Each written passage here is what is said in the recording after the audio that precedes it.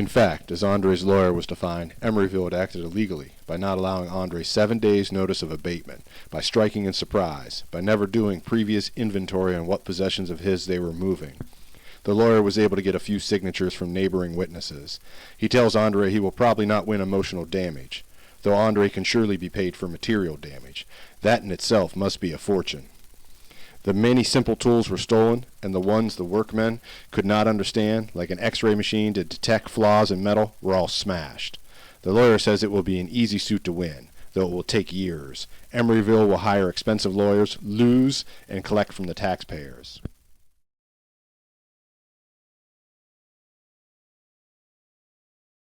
On the early days of it was the Amado, I think it was March 2001, I want to say, because I think they did their 2000 was when they did the rest of it.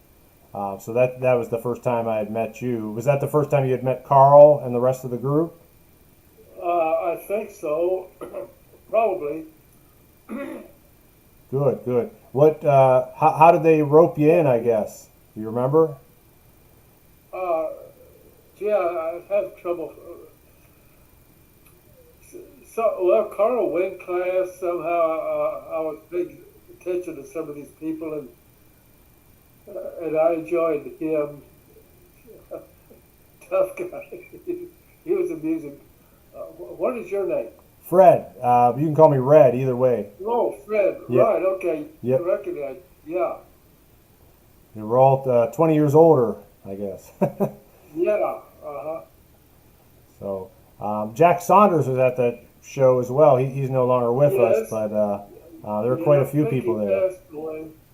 Yes.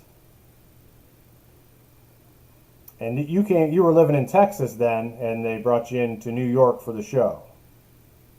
Yes, that is true. Yeah. What do you remember about that show? What were your thoughts on it? Oh, well, you had different people who get up and perform, so to speak. I mean, some of them were really more performing.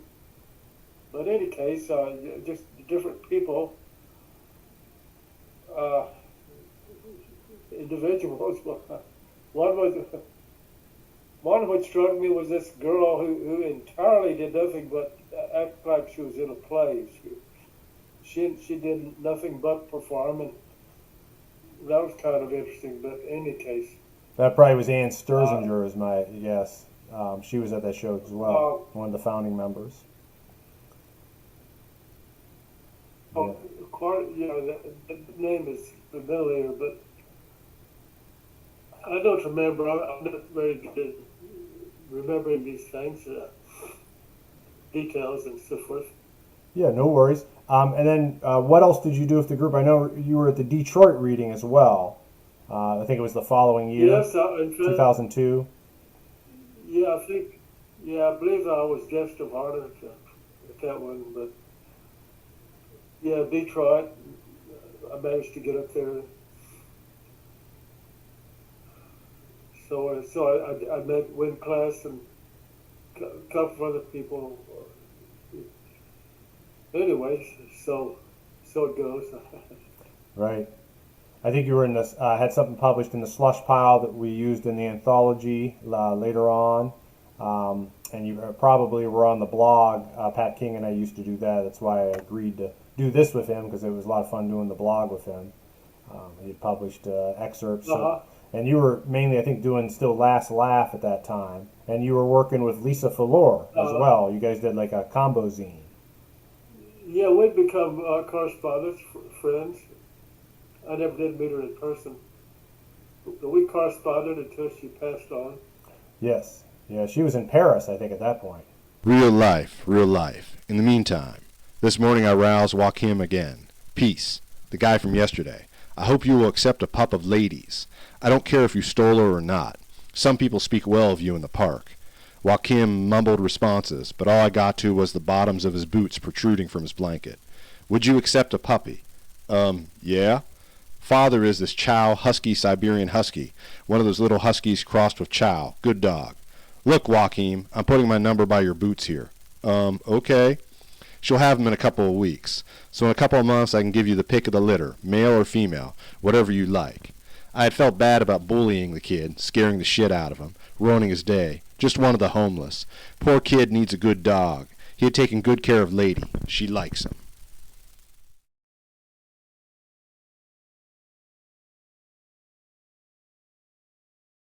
Yeah, I just became a writer because I could do nothing else. I thought maybe I could eventually make a living as a writer, which never has happened, of course.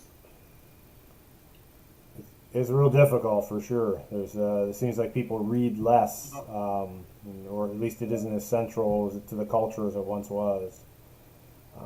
And then being an Yeah, underground writer, I suppose they are reading less, but there's always some people who read and write, and there always will be, I believe, because it's hard to do more than the written word. Once you got something down there, that's right.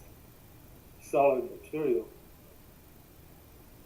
Are you still doing some writing today? Hardly at all. I've pretty well stopped everything I was doing. I'm just floating around. You're sort of retired. I mean, yeah, for a while I did a lot of writing in letters. I would do a letter, and then I'd post it to a bunch of people who enjoyed my carrying on with such as that. But eventually I just I faded away. I'm not doing any kind of writing offhand for publication. It's just too hard to do that, and so I gave up.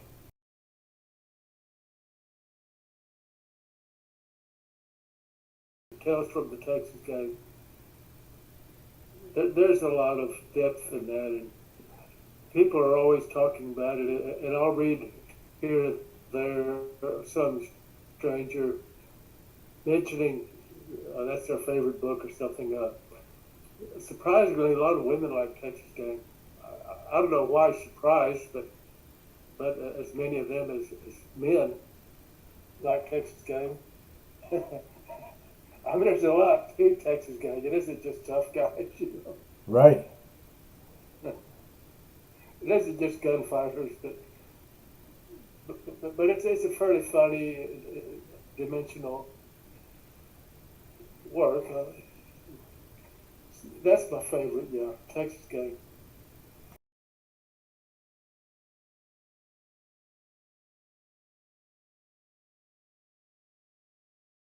Kevin has kept his chattels, receiving $600 monthly from SSI. From this sum, he gets next to nothing, and he is being swindled of his entity through a maze of bank account. As he says, they know all the tricks.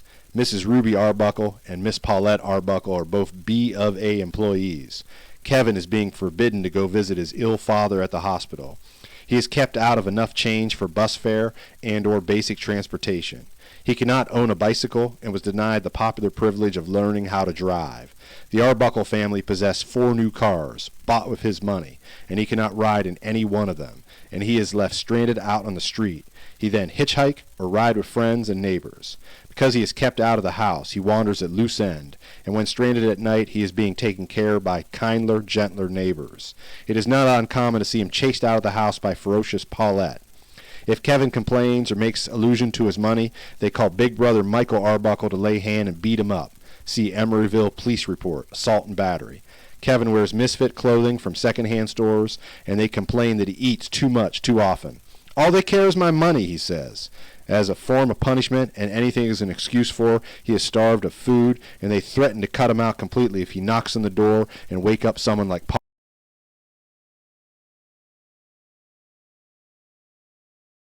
How long did you do Last Laugh then? Did you get started with that in the 80s, or as the start of, sounds like a kind of a letter to friends, and then it must have tapped into the zine scene at some point. Yes, indeed. It's kind of evolved like that.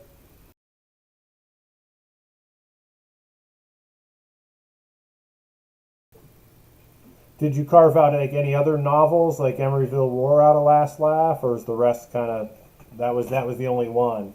I think Emeryville War, Emeryville War was, I believe, produced as parts of Last Laugh. I think I just came out of Last Laugh. Yeah, because it was such a natural story where this guy is struggling against City Hall in Emeryville, California. They tore his place down. The city illegally ripped up his possessions. Wow. So I championed him, talked in places. I'll give talks for him. But in any case, that in itself was quite a story. He was not even breaking laws. He was just defiant, and